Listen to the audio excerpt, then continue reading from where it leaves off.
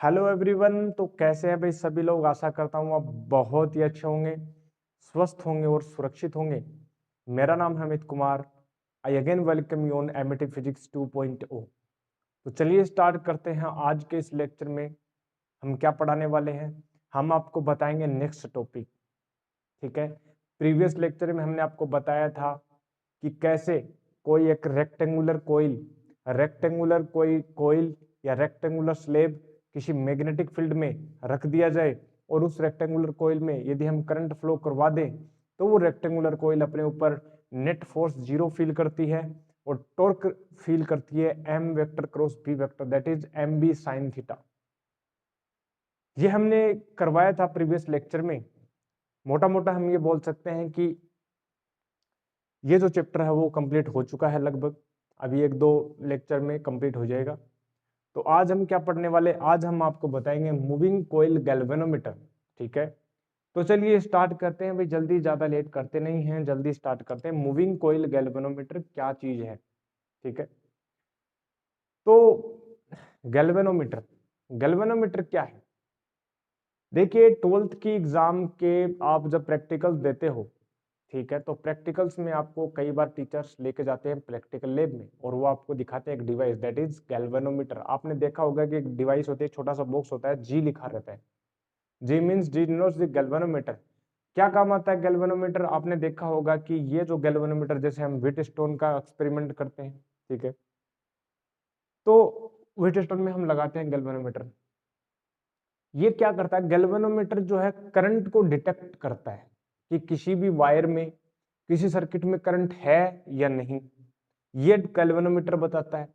Galvanometer major भी करता है करंट को, बट स्मॉल करंट्स को मेजर करता है, माइक्रो करंट्स को मेजर करता है, मिली करंट्स को, मिली रेंज में जो होते हैं, मिली एम्पियर, माइक्रो एम्पियर, उस रेंज में जो अपने पास जो करंट होती है उनको मेजर करने का काम करता है गैल्वेनोमीटर। ठीक है, बहुत बढ़िया। गैल्वेनोमीटर मेजर करने का काम करता है। कैसे मेजर करता है गैल्वेनोमीटर, क्या काम होता है गैल्वेनोमीटर के अंदर, आज हम जाएंगे डीप में, हम स्टडी करेंगे वास्तव में गैल्वेनोमीटर जो डिवाइस है, गैल्वेनोमीटर जो ऑपरेटस है वो कैसे काम करता है, क्या उसका प्रिंसिपल होता है। तो ये तो पता चल गया कि गैल्वेनोमीटर माइक्रो करंट को मेजर करता है, मिली एम्पियर की करंट को मेजर करता है, स्मॉल करंट की, स्मॉल मैग्नीट्यूड की, स्मॉल अमाउंट की करंट को मेजर करने का काम करता है। साथ ही साथ डिटेक्शन का भी काम करता है कि किसी भी वायर में करंट है या नहीं। ठीक है, is there any current present और not. To detect the electric current we use the galvanometer. ये तो बात हो गई गैल्वेनोमीटर की। But what is the principle on the base on which the galvanometer is based, चलिए डिस्कस करते हैं। तो गैल्वेनोमीटर है, और गैल्वेनोमीटर में भी हम बात करेंगे मूविंग कोइल गैल्वेनोमीटर। ठीक है, तो गैल्वेनोमीटर जो है, आज हम बातें करेंगे गैल्वेनोमीटर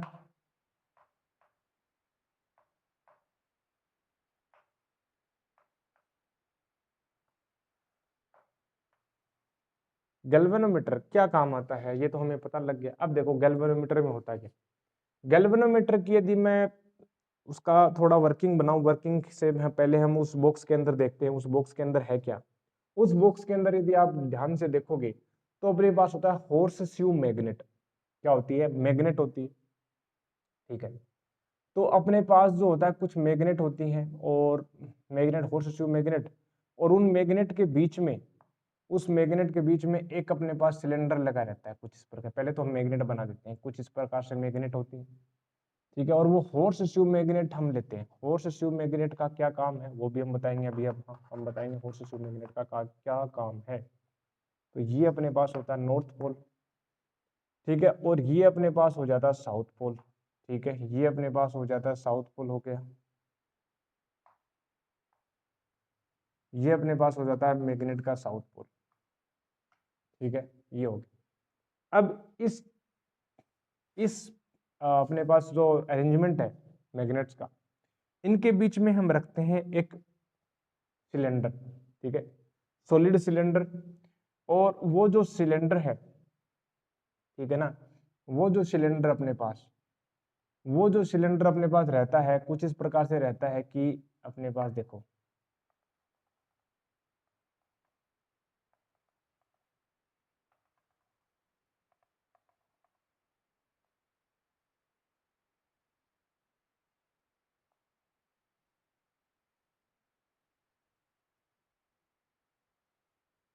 ठीक है, ये होता है अपने पास। और इसको हम लगा देते हैं एक तार से, ठीक है, एक तार से इसको बांध देते हैं इस प्रकार से अपने पास,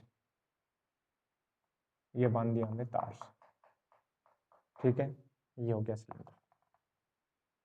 और ये हो गया अपने पास, ठीक है,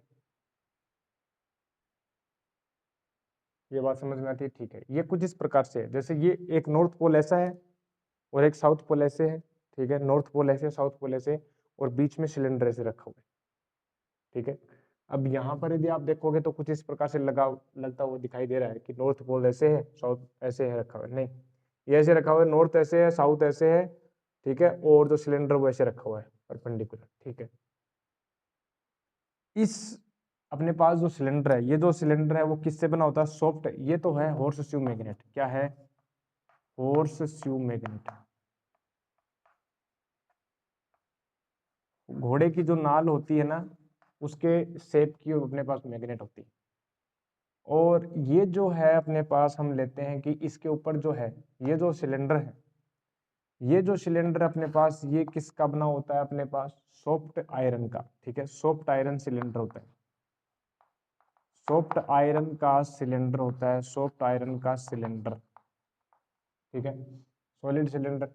अब यहाँ पर हम क्या करते हैं गैल्वेनोमीटर में, हम जो करते हैं ये बहुत बड़ी बात करते हैं, देखो यहाँ से जो हम जो है नंबर ऑफ टर्न्स को लपेट देते हैं, कॉपर वायर की हम क्या करते हैं, वाइंडिंग करते हैं, समझ रहे हो, इस प्रकार से हम कॉपर वायर की हम क्या करते हैं, वाइंडिंग करते हैं इसे,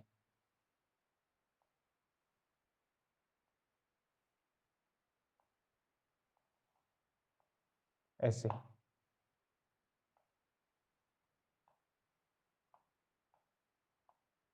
ये हमने कॉपर वायर की वाइंडिंग की, और यहाँ से जो है हम करंट को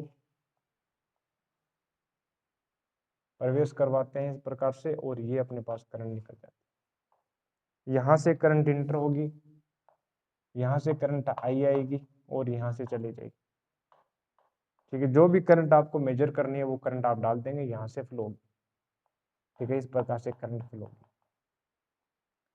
ये हो गया, ये अपने पास इलेक्ट्रिक करंट है। ये जो वायर है अपने पास किसका है, ये जो वायर अपने पास कॉपर वायर,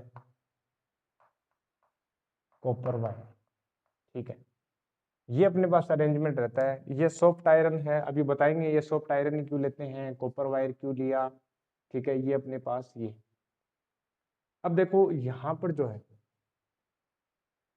इस पर जो है,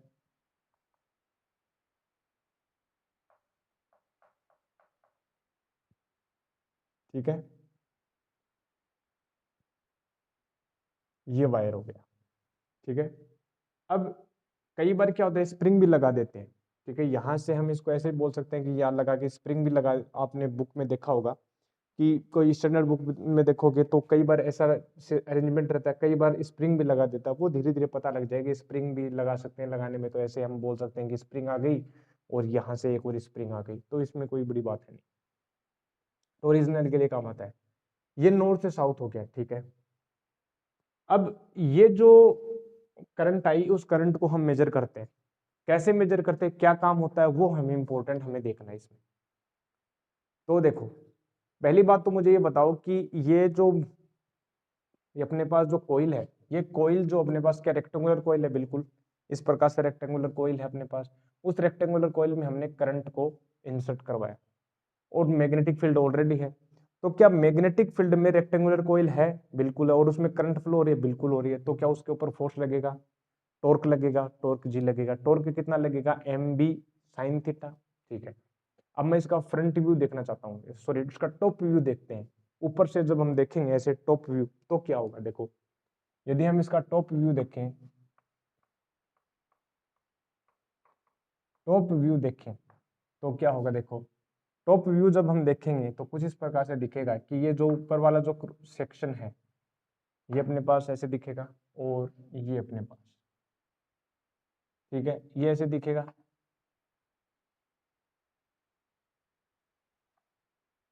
ठीक है, ऐसे दिखेगा अपने पास, और ये अपने पास जो है वायर्स दिखेंगे ऐसे,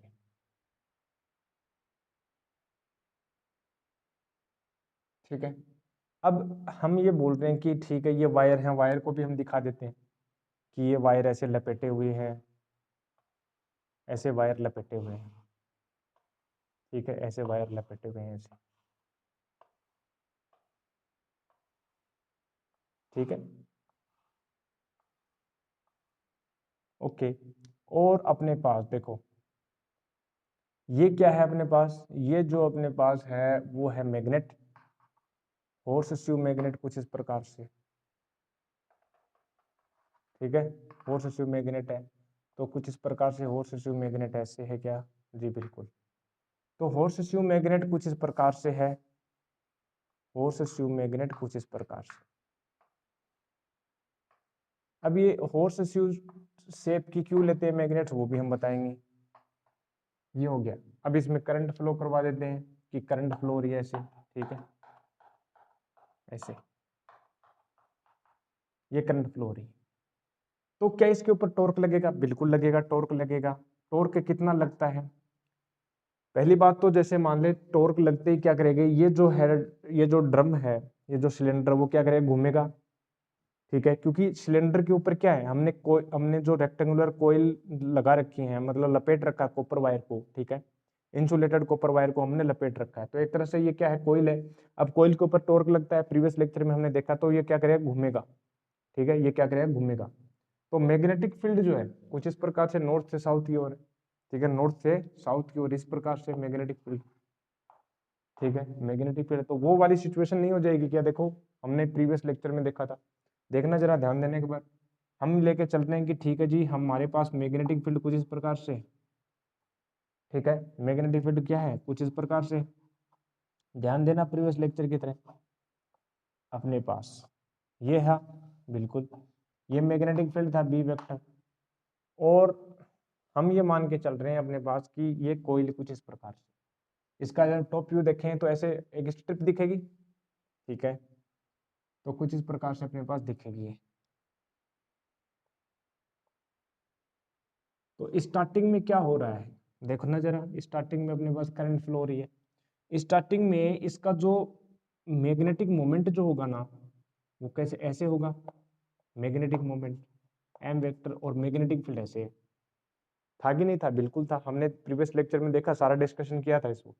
जैसे ही ये टॉर्क लगेगा, ठीक है, M B sine theta, theta कितना 90 डिग्री स्टार्टिंग में, तो टॉर्क मैक्सिमम लगे तो ये क्या करेगा, घूमेगा, ठीक है, ये सिलेंडर भी क्या करेगा, घूमेगा, ऐसे ट्विस्ट होगा, घूमेगा, घूमते ही कुछ समय पश्चात जो है, थोड़े समय पश्चात जो है कुछ इस प्रकार से हो जाएंगे, ये ऐसे हो जाएगा, बिल्कुल हो जाएगा, ऐसा हो जाएगा कि नहीं हो जाएगा, बिल्कुल हो जाएगा, ऐसे हो जाएगा, पहले ऐसे था और ऐसे हो। अब जो इसका जो मैग्नेटिक मोमेंट है कुछ इस प्रकार से हो जाएगा, मैग्नेटिक मोमेंट और मैग्नेटिक मोमेंट और मैग्नेटिक फील्ड के बीच का एंगल हमने क्या ले रखा, थीटा ले रखा, तो एक बार के लिए हम मान लेते हैं कि ये जो एंगल है वो कितना है, थीटा है। अब ध्यान देना, ये जो पहले ऐसे था, ये जो टॉप व्यू देख रहे हैं हम, क्या देख रहे हैं, टॉप व्यू है, ये भी टॉप व्यू है, ये भी टॉप व्यू, ऊपर से हम देख रहे हैं ऐसे। पहले ये जो रेक्टेंगुलर जो कोइल थी वो कुछ इस प्रकार से थी, मैग्नेटिक मोमेंट जो था वो परपेंडिकुलर था मैग्नेटिक फील्ड से, ठीक है। जैसे ही वो रोटेट किया ऐसे, तो इसका मैग्नेटिक मोमेंट क्या हो गया, थीटा एंगल पर अलाइन हो गया, और ये कितना घूम गई, ये कितना घूमी, ठीक है, इसने कितना रोटेशन किया, तो हम बोल देंगे कि इसने ये वाला रोटेशन कर दिया, ये कितना है, π/2 माइनस थीटा, कितना है, π/2 माइनस थीटा, सही है, यहाँ पर ये वाला। तो इसको जो जितना घूमा ना, ये जितना घूमा, तो ये जो जितना घूम गया मैग्नेटिक अपने पास जो स्टार्टिंग से, तो इसके लिए मैं अल्फा बोल दूं, अल्फा इज इक्वल टू, मुझे पता π/2 माइनस थीटा, तो अल्फा जो है रोटेशन है, और थीटा इज, यहाँ पर लिख लेते हैं, थीटा क्या है, एंगल किन किन बीच में है, angle between B vector and M vector, ठीक है, और अल्फा क्या है, एंगल ऑफ रोटेशन बोल देते हैं, एंगल ऑफ रोटेशन, ठीक है, एंगल ऑफ रोटेशन, ये तो चलो ठीक है, पता है इतनी बातें, तो इतनी बात समझ में आती है। अब यहाँ पर जो टॉर्क लगेगा, वो टॉर्क बता सकते हो कितना लगेगा, क्या वो जो टॉर्क बता सकते हो कितना लगेगा, वो जो टॉर्क लगेगा ना, वो जो टॉर्क लगेगा वो लगेगा अपने पास टॉर्क, टॉर्क क्यू, ठीक है, ऑन द रेक्टेंगुलर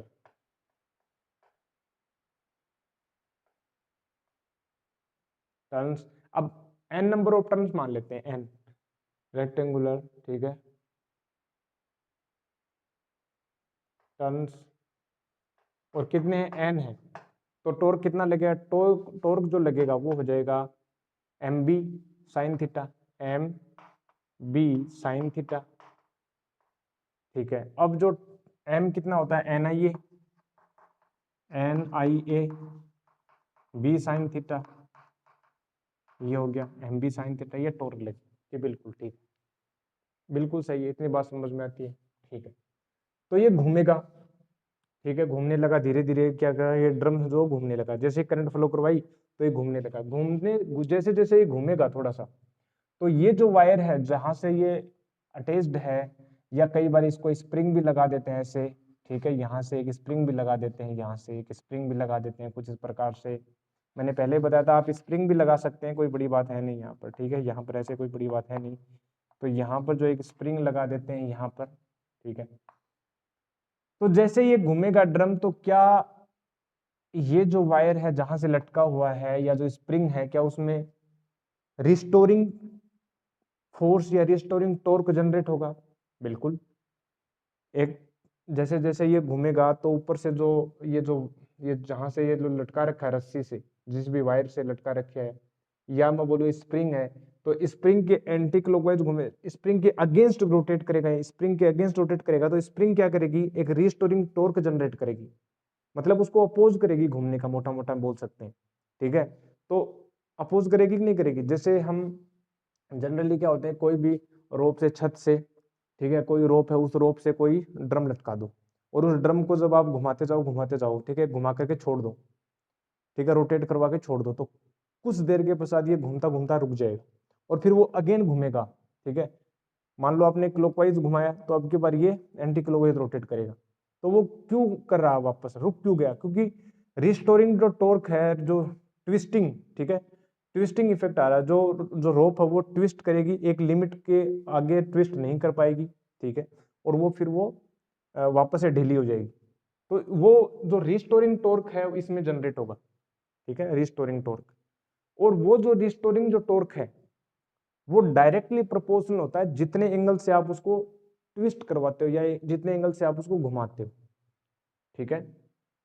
तो हम जानते हैं ये मैकेनिक्स से, मैकेनिक्स हमें पता है, सिंस वी नो दैट कि ठीक है,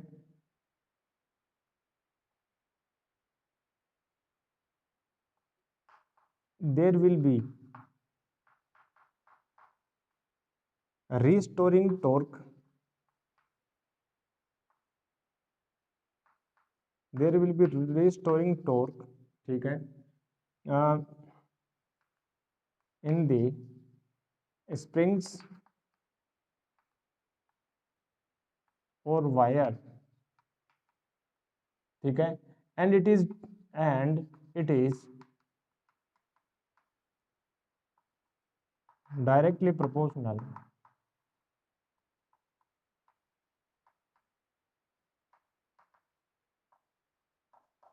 to the angle of twist,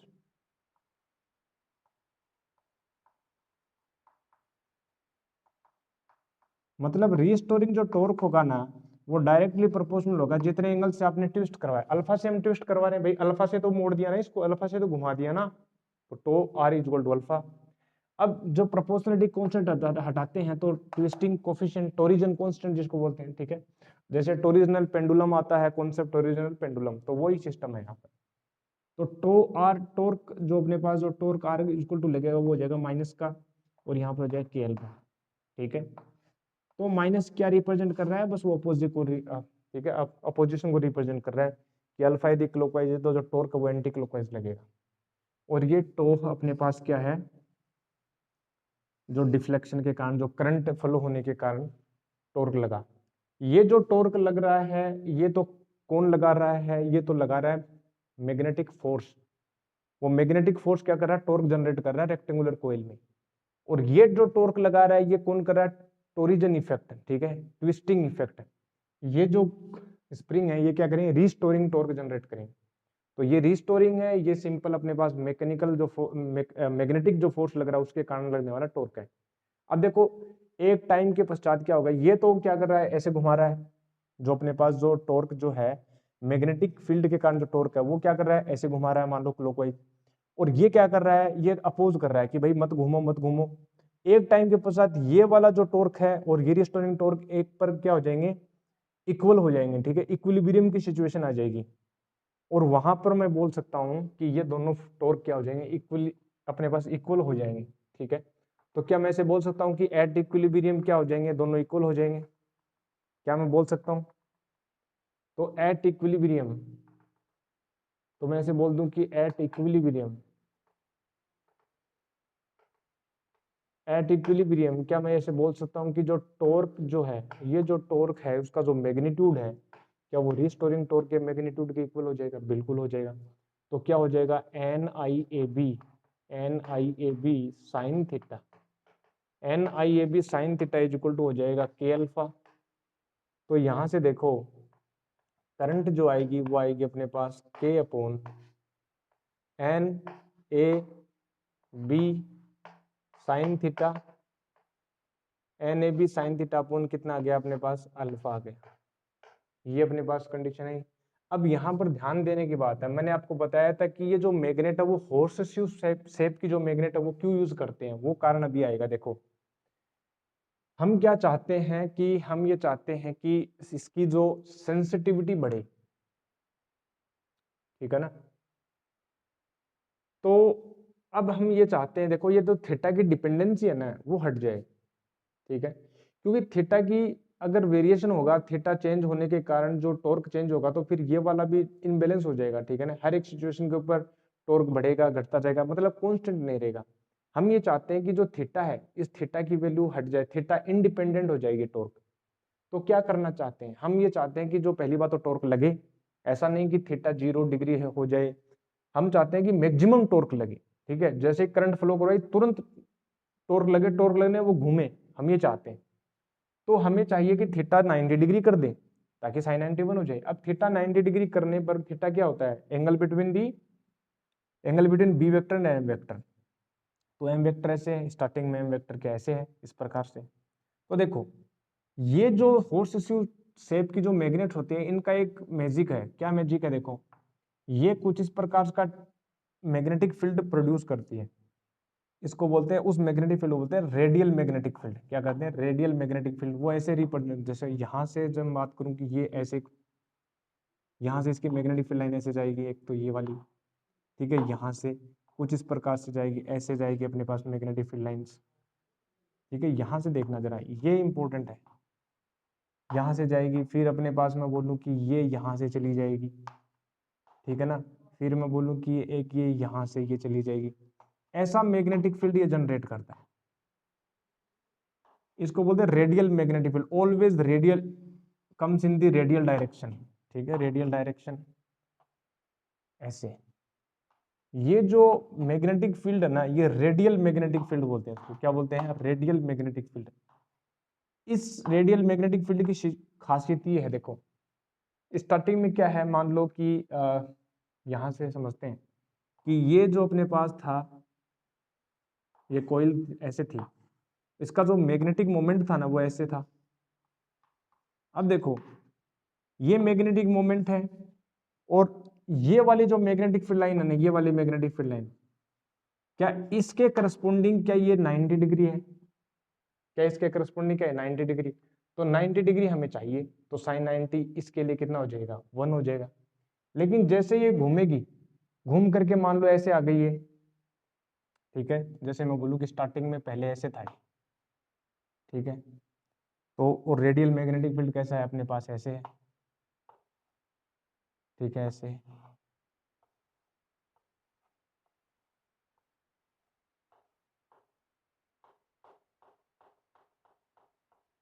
ऐसे है, कुछ ऐसे है। अब ये कुछ समय पश्चात ऐसे आ जाएगी, रोटेट होकर आ जाएगी, पहले तो एम ऐसे था, तो एम और बी के बीच 90 डिग्री। अब ये मान लो ऐसे हो गया, तो क्या अभी भी क्या एम वेक्टर और अब की बार ये वाली मैग्नेटिक फील्ड जो है वो इफेक्टिव हो जाएगी।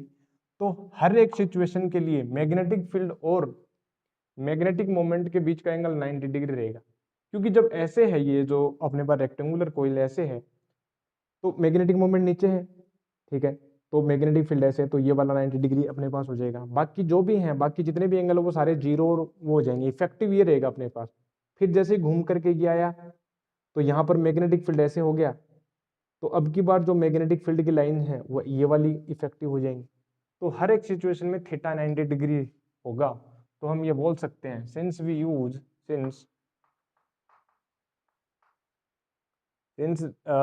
there is radial magnetic field, there is radial magnetic field,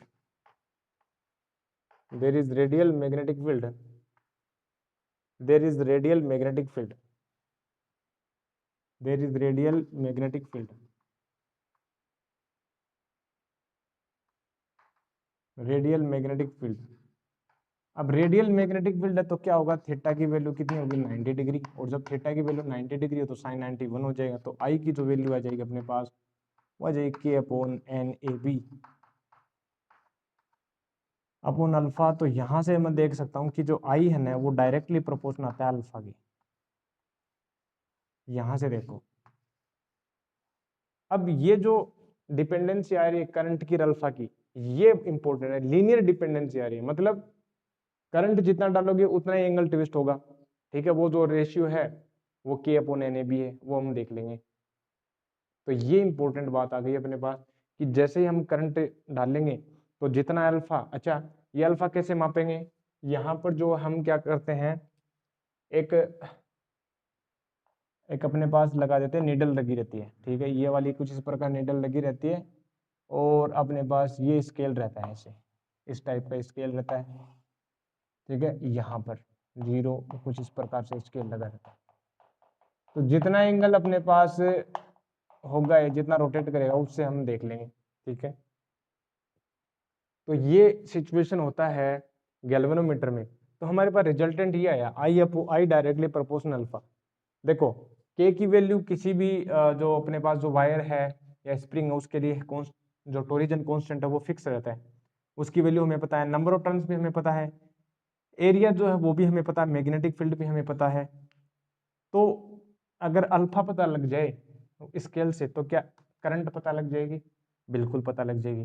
तो ये जो सिस्टम अरेंजमेंट होता है करंट मेजर करने का, ये शानदार होता है गैल्वेनोमीटर के अंदर, ठीक है। तो ऐसे हम मेजर कर सकते हैं। अब इम्पोर्टेंट बात ये आती है कि ये जो डिवाइस है गैल्वेनोमीटर, ये अपने पास स्मॉल करंट्स को ही मेजर क्यों करती है, ज्यादा करंट्स को मेजर क्यों नहीं करती। देखो पहली बात, ये जो डिवाइस है इसमें अपने पास बहुत ही पतले वायर लगे रहते हैं कॉपर के, ठीक है, एकदम हल्की डिवाइस बनाते हैं।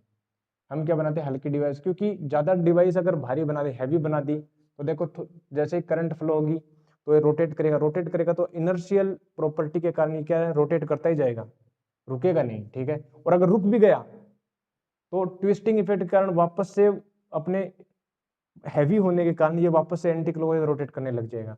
मतलब ये इक्विलिब्रियम की कंडीशन है ना, शार्पली अपने पास जो इक्विलिब्रियम की कंडीशन आएगी नहीं, कुछ ना कुछ एरर हो जाएगी इसमें।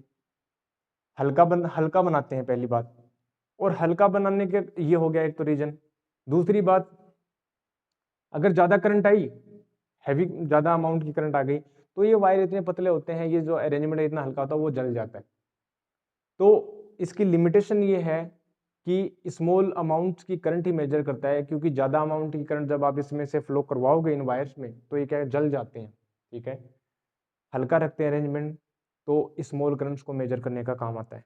दूसरी बात, ये सॉफ्ट आयरन सिलेंडर हम क्यों यूज करते हैं, सॉफ्ट आयरन सिलेंडर हम क्यों यूज करते हैं, सेंसिटिविटी बढ़ाने के लिए। देखो सेंसिटिविटी का भी टॉपिक करते हैं इसमें, सेंसिटिविटी क्या होती है हम डिस्कस करते हैं। तो पहले इसको इरेज करते हैं हम।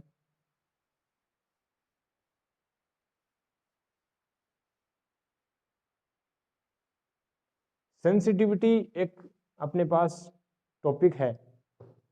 सेंसिटिविटी क्या होती है, देखो करंट सेंसिटिविटी भी होती है अपने पास, एक वोल्टेज सेंसिटिविटी भी होती है इसके लिए, ठीक है। तो पहले हम बात करें करंट सेंसिटिविटी का मतलब क्या है। सेंसिटिविटी मतलब संवेदनशीलता, कितना संवेदनशील है।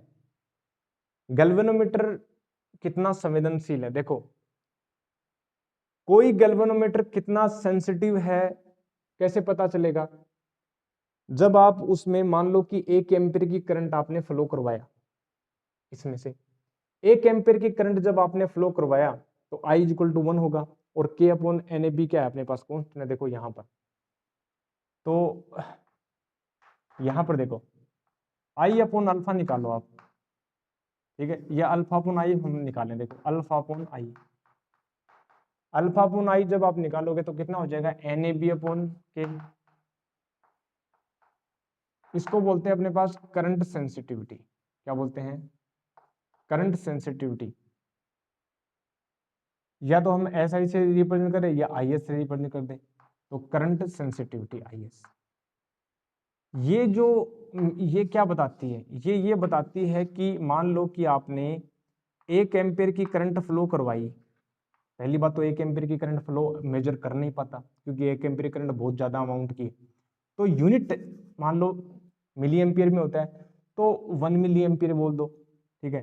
तो यूनिट अमाउंट की करंट यदि आपने फ्लो करवाई तो कितना जो एंगल वो ट्विस्ट करता है, कितना एंगल जो रोटेट कर जाता है, वो होता है उसकी सेंसिटिविटी। मान लो 2 गैल्वेनोमीटर हैं और यूनिट अमाउंट की करंट आपने फ्लो करवाई दोनों में से, एक गैल्वेनोमीटर यूनिट अमाउंट की करंट फ्लो करवाने से 10 डिग्री रोटेट हो गया, और पहले और जो दूसरा जो है वो 2 डिग्री रोटेट होता है। तो जो 10 डिग्री रोटेट हो रहा है उसकी सेंसिटिविटी ज्यादा है, क्योंकि वो यूनिट अमाउंट की करंट के लिए सेम, दोनों में करंट सेम है, वो ज्यादा डिफ्लेक्ट हो रहा है, ज्यादा एंगल देगा, ये एंगल ज्यादा आ रहा है, तो उसकी सेंसिटिविटी क्या होगी, ज्यादा होगी, तो उसको बोलते हैं करंट सेंसिटिविटी।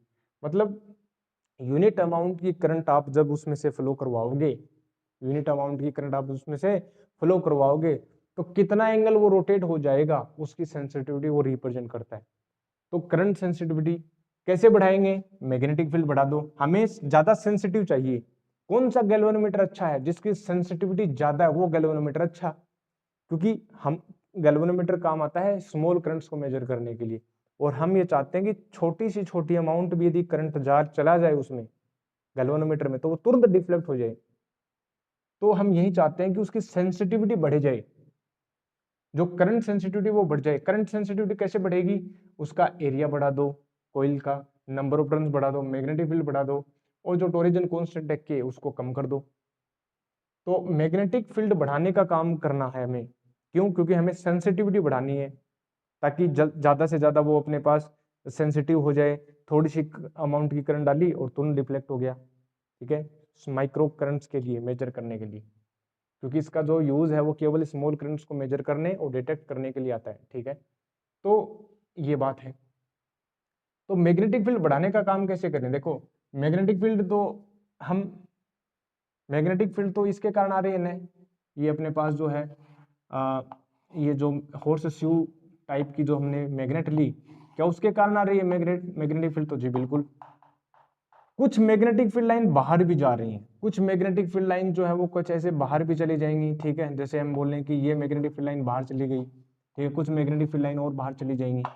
तो हम ये सॉफ्ट आयरन सिलेंडर इसलिए यूज में लेते हैं क्योंकि सॉफ्ट आयरन सिलेंडर जो है वो एक मैग्नेटिक मटेरियल है, और मैग्नेटिक मटेरियल की प्रॉपर्टी ये होती है कि वो ज्यादा से ज्यादा उसकी परमेबिलिटी बहुत ज्यादा होती है। परमेबिलिटी मतलब अपने अंदर से मैग्नेटिक फील्ड लाइंस को फ्लो करवाने की टेंडेंसी ज्यादा होती है, वो ज्यादा से ज्यादा ये चाहेगा कि मेरे अंदर से मैग्नेटिक फील्ड लाइन जाए, ठीक है।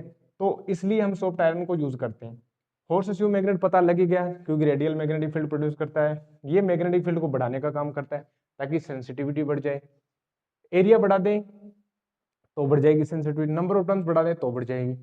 तो ये होती है करंट सेंसिटिविटी। ऐसे ही अपने पास होता है वोल्टेज सेंसिटिविटी बोल दें, ठीक है।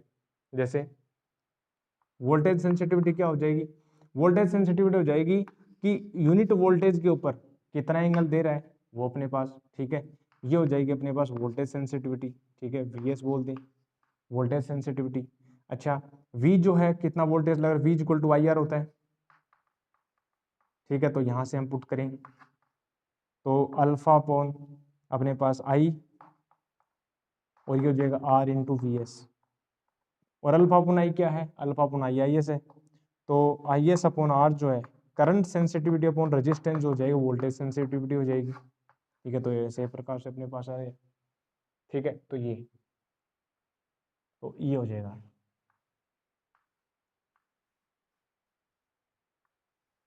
ठीक है, हम लिख देते हैं इसको N A B upon I into R. ये अपने पास होता है वोल्टेज सेंसिटिव, मतलब यूनिट वोल्ट आप यदि उसके अंदर डालें, यूनिट वोल्ट का पोटेंशियल डिफरेंस उस गैल्वेनोमीटर पर लगाएं तो कितना वो डिफ्लेक्ट हो जाता है, कितना एंगल वो डिफ्लेक्ट हो जाता है। ठीक है, वो उसकी बताती है वोल्टेज सेंसिटिविटी। तो ये अपने पास हो गया। ठीक है, करंट सेंसिटिविटी और वोल्टेज सेंसिटिविटी। तो ये अपने पास होता है एक छोटा सा टॉपिक। ठीक है, और इसके अंदर कुछ नहीं है, इतना ही पूछते हैं मूविंग कोइल गैल्वेनोमीटर। ठीक है, मूविंग कोइल मतलब घूम रहा है, मूविंग कोइल, कोइल घूम रही है, कोइल है अपने पास इस प्रकार से। ठीक है, इसमें ये जो टर्म्स हम लपेटते हैं, कई बार बुक्स में लिखा होगा कि ये अपने पास जो एल्यूमिनियम की जो प्लेट है, पतली एल्यूमिनियम की प्लेट है, उसके ऊपर लपेट देते हैं।